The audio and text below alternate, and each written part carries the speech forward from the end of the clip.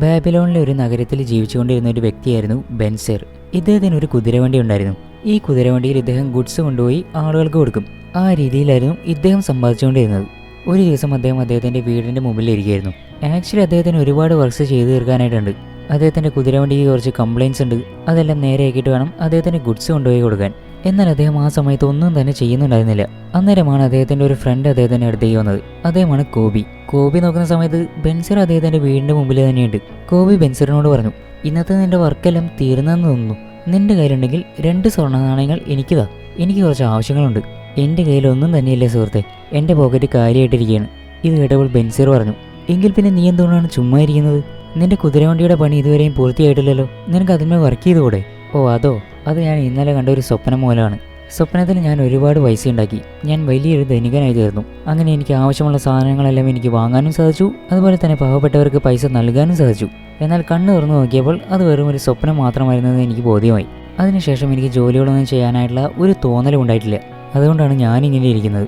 കോബിക്ക് ഒരു കാര്യം മനസ്സിലായി, ഇവർ രണ്ടുപേരും നല്ലപോലെ തന്നെ വർക്ക് ചെയ്യുന്നുണ്ട്. എന്നാൽ അതിനനുസരിച്ചുള്ള ഒരു റിസൾട്ട് ഇവർക്ക് ലഭിക്കുന്നില്ല. അവർ കാര്യമായിട്ട് റിച്ച് ഒന്നും അല്ല എന്ന് മാത്രമല്ല, സത്യം പറഞ്ഞാൽ അവരുടെ കയ്യിൽ ഒന്നും തന്നെയില്ല. കോബി ഇതിൻ്റെ കാരണം എന്താണെന്ന് ബെൻസറിനോട് തന്നെ ചോദിച്ചു. എന്നാൽ ബെൻസറിനും ഒരു ഐഡിയ ഉണ്ടായിരുന്നില്ല. അങ്ങനെ ഇവർ രണ്ടുപേരും കൂടി ഒരു കാര്യം തീരുമാനിച്ചു, ഇവരുടെ ഒരു പഴയ സുഹൃത്തായ അർക്കാദിനെ കാണാനായിട്ട്.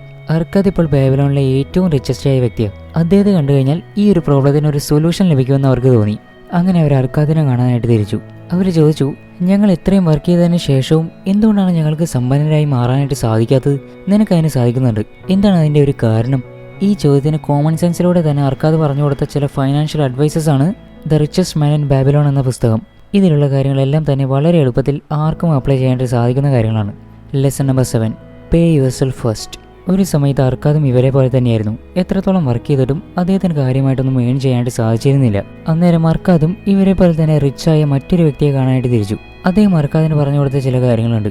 അതിലേറ്റവും ഇമ്പോർട്ടൻ്റ് ആയിട്ടുള്ള ഒരു കാര്യമാണ്, എസ്പെഷ്യലി ഒരു ബിഗിനറെ സംബന്ധിച്ചിടത്തോളം ഒരു മാസം കൊണ്ട് ഒരാൾ എത്രത്തോളം സമ്പാദിക്കുന്നുണ്ടോ അതിലെ ഒരു പാർട്ട് മറ്റുള്ള കാര്യങ്ങൾക്ക് പേ ചെയ്യുന്നതോടൊപ്പം തന്നെ അവനവന് തന്നെ പേ ചെയ്യണമെന്നുള്ളത്.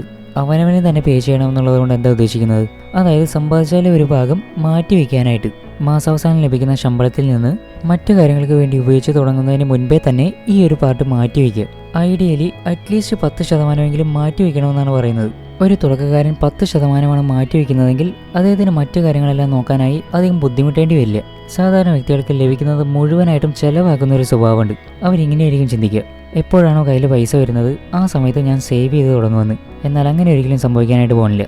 അവരുടെ കാര്യത്തിൽ എന്താ സംഭവിക്കാന്ന് വെച്ചാൽ, അവരുടെ കയ്യിൽ ഇൻകം വന്നാൽ പോലും അവർക്കത് സേവ് ചെയ്യാനായിട്ട് സാധിക്കില്ല.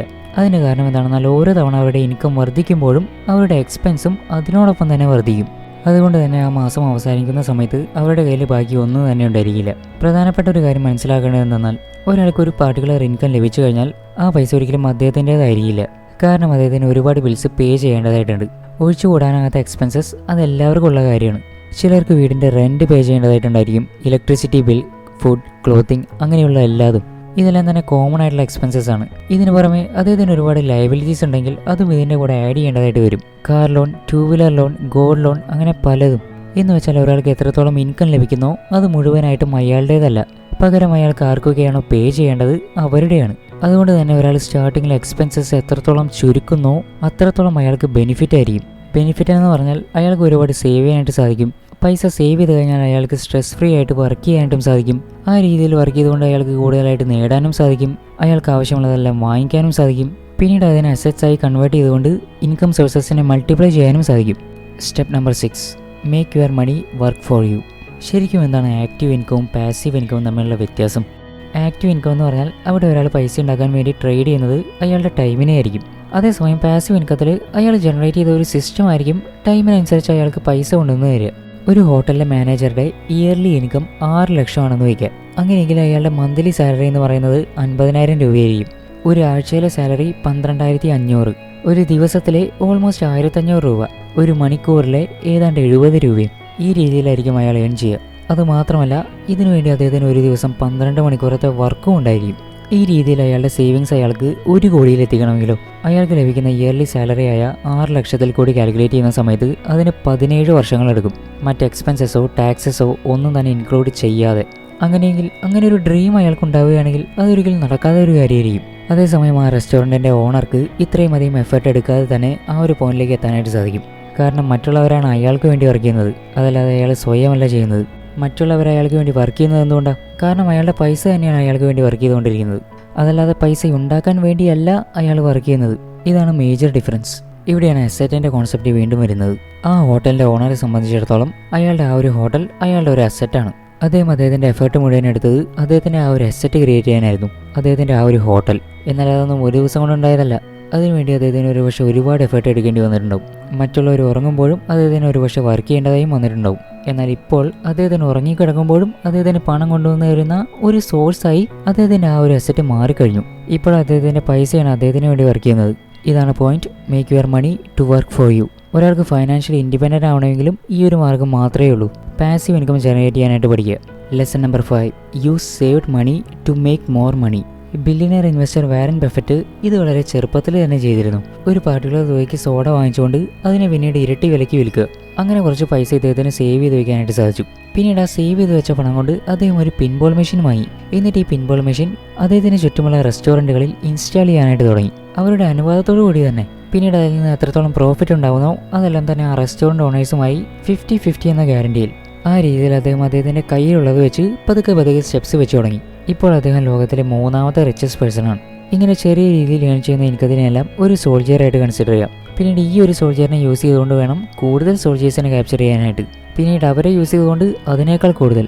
ഇതാണ് point. Use saved money to make more money.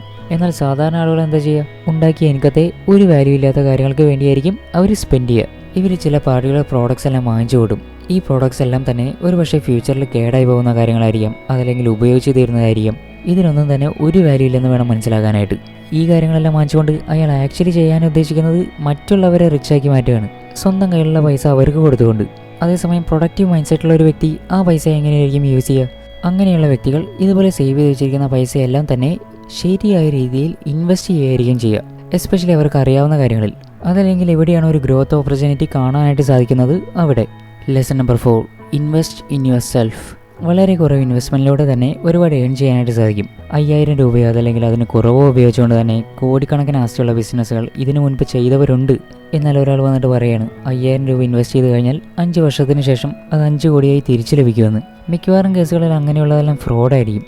Get rich quick എന്ന സ്കീമിൽ വിട്ടിട്ട് ഒരുപാട് ആളുകൾ കുടുങ്ങി കിടക്കുന്നുണ്ട്. മെജോറിറ്റി ഓഫ് ദ സക്സസ്ഫുൾ ഇൻവെസ്റ്റേഴ്സും കൂടുതൽ റിസ്ക് എടുക്കുന്നതിന് പകരം റിസ്ക് വളരെയധികം കാൽക്കുലേറ്റഡ് ആക്കിക്കൊണ്ട് ആ റിസ്കിനെ കുറച്ചുകൂടി ഒന്ന് കുറയ്ക്കാനായിട്ടായിരിക്കും ശ്രമിക്കുക. ഒരാൾ അയാൾക്ക് അറിവില്ലാത്ത ഒരു മേഖലയിൽ ഇൻവെസ്റ്റ് ചെയ്യുമ്പോഴോ അതല്ലെങ്കിൽ പെട്ടെന്ന് കണ്ടുമുട്ടിയ ഒരു സ്ട്രേഞ്ചറിൻ്റെ വാക്ക് വിശ്വസിച്ചുകൊണ്ട് ഇൻവെസ്റ്റ് ചെയ്യുമ്പോഴോ കുടുങ്ങി പോകാറുണ്ട്. ഫോർ എക്സാമ്പിൾ, ഒരാൾക്ക് റിയൽ എസ്റ്റേറ്റിനെ കുറിച്ച് ഒന്നും തന്നെ അറിയില്ല. എന്നാൽ ചിലർ അയാളോട് പറയാണ് റിയൽ എസ്റ്റേറ്റിൽ ഇൻവെസ്റ്റ് ചെയ്യുന്നത് വളരെയധികം ലാഭകരമാണെന്ന്, ഒരുപാട് പൈസ ഉണ്ടാക്കാമെന്ന്. അങ്ങനെ ആ ഫീൽഡിനെ കുറിച്ച് ഒന്നും തന്നെ അറിയില്ലെങ്കിൽ പോലും ഉണ്ടാക്കാൻ പോകുന്ന പൈസയെ പറ്റി സ്വപ്നം കണ്ടുകൊണ്ട് ആൾക്കാർ ആ ഫീൽഡിലേക്ക് ഇറങ്ങിത്തിരിയും. ആ ഒരു കണ്ടീഷനിൽ മറ്റുള്ള ആളുകൾക്ക് ഇയാളെ മിസ്ലീഡ് ചെയ്യണമെങ്കിലും വളരെയധികം എളുപ്പമാണ്. കാരണം അയാൾ കളിക്കുന്നത് ഇരുട്ടത്ത് ഉന്നം വെച്ചുകൊണ്ടാണ്. അതുമാത്രമല്ല, എവിടെ ഇൻവെസ്റ്റ് ചെയ്താലും ആ ഒരു മാർക്കറ്റ് ക്രാഷ് ആവാനായിട്ടുള്ള പോസിബിലിറ്റി അതെല്ലായ്പ്പോഴും ഉള്ള ഒന്നാണ്. ആ ഒരു കണ്ടീഷനിലും വീണ്ടും എഴുന്നേറ്റ് നിൽക്കണമെങ്കിൽ ആ ഒരു ഫീൽഡിനെ കുറിച്ചുള്ള നല്ലൊരു നോളജ് ഉണ്ടാവേണ്ടത് അത്യാവശ്യമാണ്. അതാണ് ഈ point. Invest in your self first. അതായത് മാർക്കറ്റിൽ ഇൻവെസ്റ്റ് ചെയ്ത പൈസ ഒരു പക്ഷേ ക്രാഷ് ആയേക്കാം, എന്നാൽ ബ്രെയിനിൽ ഇൻവെസ്റ്റ് ചെയ്തതൊന്നും തന്നെ ഒരിക്കലും ക്രാഷ് ആവാനായിട്ട് പോകുന്നില്ല. പുറമെ എന്തൊക്കെ തന്നെ ക്രാഷ് ആയാൽ പോലും അതെല്ലാം തന്നെ തിരിച്ചു പിടിക്കാനായിട്ടുള്ള ഒരു എബിലിറ്റി അപ്പോഴേക്കും അയാൾ ഗെയിൻ ചെയ്തിട്ടുണ്ടാവും. ഇതെല്ലായ്പ്പോഴും ഇമ്പോർട്ടൻ്റ് ആയിട്ടുള്ള ഒരു കാര്യം തന്നെയാണ്. അതായത് ഏണിങ്ങിനേക്കാൾ മുൻപ് ലേണിങ്ങിന് ഇമ്പോർട്ടൻസ് കൊടുക്കുക എന്നുള്ളത്. എന്തെല്ലാം കാര്യങ്ങളാണോ ബ്രെയിനിൽ ഇൻവെസ്റ്റ് ചെയ്യുന്നത് അതിനെല്ലായ്പ്പോഴും നല്ലൊരു റിട്ടേൺ ലഭിക്കും. എന്നാൽ അതേസമയം മാർക്കറ്റിൽ ഇൻവെസ്റ്റ് ചെയ്യുന്നത് പോലെ തന്നെ ഇവിടെയും നല്ല രീതിയിലുള്ള ഒരു ഇൻവെസ്റ്റ്മെൻറ്റ് തന്നെ നടത്തണമെന്ന് മാത്രം. ബ്രെയിനിൻ്റെ കാര്യത്തിൽ എങ്ങനെയാണ്? Positive in positive out, negative in negative out, good in good out, garbage in garbage out. Lesson number 3. Make your home A profitable investment. ഈ ഒരു പോയിന്റിൽ ഓതർ പറയുന്നത് സ്വന്തമായിട്ടൊരു വീടുണ്ടായിരിക്കണമെന്നാണ്. സ്വന്തമായിട്ടൊരു വീടുണ്ടാവുക എന്ന് പറയുന്നത് അതില്ലാത്തവരെ സംബന്ധിച്ചിടത്തോളം വളരെ വലിയൊരു സ്വപ്നമായിരിക്കും. സ്വന്തമായി ഒരു വീടുണ്ടായി കഴിഞ്ഞാൽ അവിടെ എല്ലാ ഫ്രീഡത്തോടും കൂടി ജീവിക്കാനായിട്ട് സാധിക്കും.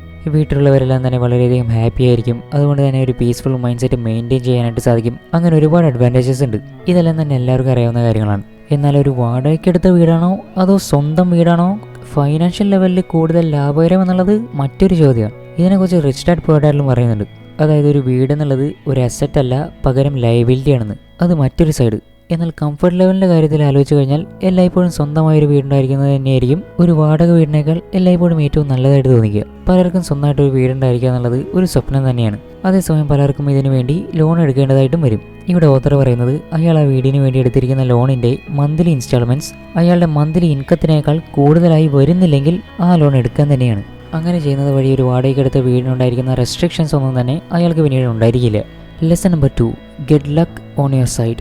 ലക്കിനെ ആർക്കാണ് സ്വന്തം വശത്തേക്ക് കൊണ്ടുവരാനായിട്ട് സാധിക്കാമെന്ന് ചോദിച്ചാൽ ആരാണോ ആക്ഷൻ എടുക്കാനായിട്ട് തയ്യാറാവുന്നത് അവർക്കാണ് ലക്കിനെ സ്വന്തം വശത്തേക്ക് കൊണ്ടുവരാനായിട്ട് സാധിക്കുക. ഒരുപാട് ആളുകൾ വളരെയധികം ഹാർഡ് വർക്ക് ചെയ്തുകൊണ്ട് സക്സസ്ഫുൾ ആയിട്ട് മാറിയിട്ടുണ്ട്. എന്നാൽ അതേസമയം ഒരുപാട് ആളുകൾ സിൽവർ സ്പൂൺ കൊണ്ട് ജനിച്ചവരുമുണ്ട്. ചില പാരൻസ് വളരെയധികം വെൽത്തി ആണെങ്കിൽ അവരുടെ കിഡ്സ് വളരെയധികം ലക്കിയാണെന്ന് പറയാം. ആ കേസിൽ ശരിക്കും ലക്ക് അവരെ ഫേവർ ചെയ്തിട്ട് തന്നെയുണ്ട്. പുറമേ നിന്ന് നോക്കുന്ന ഒരാൾക്ക് പറയാനായിട്ട് സാധിക്കും ഒരുപാട് ആളുകൾ സക്സസ്ഫുള്ളായി മാറിയത് അവർ ആ കഴിവും കൊണ്ട് ജനിച്ചതുകൊണ്ടാണ്. അതല്ലെങ്കിൽ അവർക്ക് ശരിയായ സമയത്ത് ശരിയായ ആളുകളെ കണ്ടുമുട്ടാനായിട്ട് സാധിച്ചു, അതല്ലെങ്കിൽ അവർക്ക് ഒരുപാട് ഭാഗ്യമുണ്ടായിരുന്നു, അങ്ങനെ പലതും. എന്നാൽ ശരിയായ രീതിയിൽ ഈ കാര്യങ്ങളെല്ലാം നോക്കി കാണുന്ന സമയത്ത് മനസ്സിലാക്കാനായിട്ട് സാധിക്കും ആരൊക്കെയാണോ കൃത്യസമയത്ത് ആക്ഷൻ എടുക്കാനായിട്ട് തയ്യാറായിട്ടുള്ളത് അവരെയായിരിക്കും ലക്ക് ഫേവർ ചെയ്യുക എന്നുള്ളത്. ശരിയാണ്, ചിലർക്ക് ജന്മനാ ഭാഗ്യങ്ങൾ ഉണ്ടായിരിക്കും, എന്നാൽ എല്ലാവർക്കും അങ്ങനെയായിരിക്കില്ല. ഫോർ എക്സാമ്പിൾ, ഒരു മടിയനായ വ്യക്തിക്കും ഒരു പ്രൊഡക്റ്റീവായ വ്യക്തിക്കും ഒരേ രീതിയിൽ തന്നെ ഓപ്പർച്യൂണിറ്റീസ് ലഭിക്കുകയാണെന്ന് വിചാരിക്കുക. ഈ ഓപ്പർച്യൂണിറ്റീസ് എല്ലാം തന്നെ കൺമുമ്പിലുള്ള സമയത്ത് ഈ മടിയനായ വ്യക്തി എങ്ങനെയായിരിക്കും അതിനെ അപ്രോച്ച് ചെയ്യുക? ഇന്ന് ഈ കാര്യങ്ങളൊന്നും ചെയ്യാനായിട്ടുള്ളൊരു ഇൻട്രസ്റ്റ് ഇല്ല, ഇത് നാളെ ചെയ്യാം, ഈ രീതിയിൽ ആ കാര്യത്തെ പോസ്റ്റ്പോൺ ചെയ്തുകൊണ്ടിരിക്കും. ആക്ച്വലി പോസ്റ്റ്പോൺ ചെയ്യാന്നുള്ളത് ഒരു ശീലമാണ്. ഈ ഒരു ശീലം മാസ്റ്റർ ചെയ്തവർ ലൈഫ് ലോങ് കാര്യങ്ങൾ പോസ്റ്റ്പോൺ ചെയ്തുകൊണ്ടേയിരിക്കും. അതേസമയം പ്രൊഡക്റ്റീവായിട്ടുള്ള ഒരു വ്യക്തി എങ്ങനെ ഈ കാര്യത്തെ അപ്രോച്ച് ചെയ്യുക? ഇന്നത് ചെയ്യാനായിട്ടുള്ള ഇൻട്രസ്റ്റ് ഇല്ലെങ്കിൽ പോലും എനിക്കിത് ചെയ്യണം. ഒരു കാര്യം ചെയ്യാനായിട്ട് ഇൻട്രസ്റ്റ് ഇല്ല എന്ന് തോന്നുകയാണെങ്കിൽ അതായിരിക്കും ആ കാര്യം ചെയ്യാനായിട്ടുള്ള ഏറ്റവും കറക്റ്റായിട്ടുള്ള സമയം. ഈ രീതിയിൽ ഒരു ആക്ഷൻ എടുക്കാനുള്ള ഒരു മെൻറ്റാലിറ്റി അയാൾക്ക് ഉണ്ടായിരിക്കും. പിന്നീട് ഏതെങ്കിലും ഒരു പോയിന്റിൽ ലക്ക് അയാളെ ഫേവർ ചെയ്യുകയും ചെയ്യും. ഇവിടെ മനസ്സിലാക്കേണ്ട കാര്യം എന്താണെന്നാൽ ലക്ക് ഒരിക്കലും പ്രോക്രാസ്റ്റ് ചെയ്യുന്നവരെ ഒരിക്കലും ഫേവർ ചെയ്യില്ല. ആരാണോ ആക്ഷൻ എടുക്കാനായിട്ട് തയ്യാറാവുക അവയായിരിക്കും ലക്ക് ഫേവർ ചെയ്യുക. ഈ രീതിയിൽ ആക്ഷൻ എടുക്കാനായിട്ട് തയ്യാറാവുന്നവരുടെ ജീവിതം ഒരു ദിവസം കൊണ്ട് തന്നെ ആയിരിക്കും മാറി മറിയുക. അതിന് ഒരുപാട് സമയമൊന്നും എടുക്കില്ല. ഈ രീതിയിലാണ് ഇതുവരെയും സംഭവിച്ചിട്ടുള്ളത്, ഇനിയും അതുപോലെ തന്നെയായിരിക്കും സംഭവിക്കുക. Lesson number 1, secure your future income. ഒരാൾക്ക് എത്രത്തോളം വർക്ക് ചെയ്യാനായിട്ട് സാധിക്കും? ഒരു പാർട്ടിക്കുലർ ടൈം എത്തിക്കഴിഞ്ഞാൽ എല്ലാവർക്കും എല്ലാം നിർത്തേണ്ടതായിട്ട് വരും. ഒരാൾക്ക് തൻ്റെ വർക്ക് അവസാനിപ്പിക്കാനായി വയസ്സാവണമെന്നൊന്നുമില്ല. ഒരു പാർട്ടിക്കുലർ രോഗം വന്നാലോ അതല്ലെങ്കിൽ ഒരു ആക്സിഡൻറ്റ് സംഭവിച്ചാലോ അയാളുടെ കരിയർ അവിടെ കൊണ്ട് അവസാനിച്ചു. അതുകൊണ്ടാണ് എല്ലായ്പ്പോഴും ഒരു റിട്ടയർമെൻറ്റ് പ്ലാൻ വേണമെന്ന് പറയുന്നത്. കാരണം ഫ്യൂച്ചർ നമ്മുടെ കയ്യിലല്ല. ഈ കാര്യങ്ങളെല്ലാമാണ് ജോർജസ് ക്ലേസൻ്റെ 7 Cures to a Lean Purse. The richest man in ബാബിലോണിൽ കൂടുതൽ അഡ്വാൻസ്ഡ് ആയി ഒന്നും തന്നെയില്ല. കോമൺ സെൻസ് യൂസ് ചെയ്തുകൊണ്ട് ചിന്തിക്കേണ്ട കാര്യമേ ഇതിൽ ഡിസ്ക്രൈബ് ചെയ്തിട്ടുള്ളൂ. ആർക്കും തന്നെ ഇത് സ്വന്തം രീതിയിൽ ഫിഗർ ഔട്ട് ചെയ്യാനും സാധിക്കും. കൂടുതൽ കാര്യങ്ങൾ മറ്റൊരു വീഡിയോയിൽ പറയാം. Take care.